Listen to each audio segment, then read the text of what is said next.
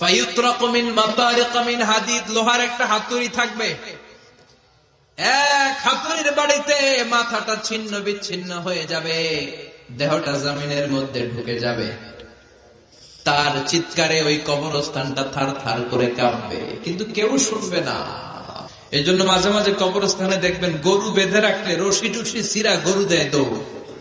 আচ্ছা রে, ফাতাখতালিফা আদলাউহু, দেহের এই পাজর গুলো ডান দিকের পাজর বাম দিকে যাবে, বাম দিকের পাজর ডান দিকে আসবে, পুরো দেহটা পাউডার হয়ে যাবে। তার এক একটা চিৎকারে পুরো কবরস্থান থার থার করে কাঁপবে। এজন্য বিশ্বনবী বলতেন, কবর হলো জাহান্নামের প্রথম স্টেশন, কবর হলো আখিরাতের প্রথম স্টেশন।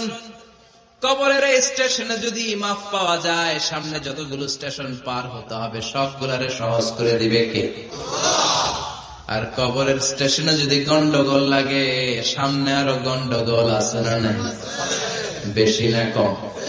এজন্য বিশ্বনবী বলতেন, আল কবর ইম্মা রাউদাতুম মিন রিয়াদিল জান্নাহ আও হুফরাতুম মিন হুফারিন নার। কবর হয়তো কারো জন্য জান্নাতের বাগান, কিংবা কারো জন্য জাহান্নামের গর্ত। আমরা আল্লাহর কাছে দোয়া করি, আল্লাহ আমাদের সকলের কবর গুলোর জান্নাতের বাগান বানিয়ে দাও। এজন্য বিশ্বনবী সব সময় দোয়া করতেন, আল্লাহুম্মা ইন্না নাউযু বিকা মিন আযাবিল কবর।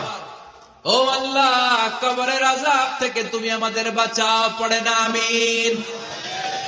বিশ্বনবী বলতেন, আমি দেখেছি কবরের মধ্যে তোমাদেরকে প্রশ্ন করা হবে, কবরে তোমাদের পরীক্ষা নেওয়া হবে। পুরো দুনিয়াটাই যেমনি পরীক্ষা, আখিরাতের প্রথম স্টেশন কবরেও পরীক্ষা আছে না নাই?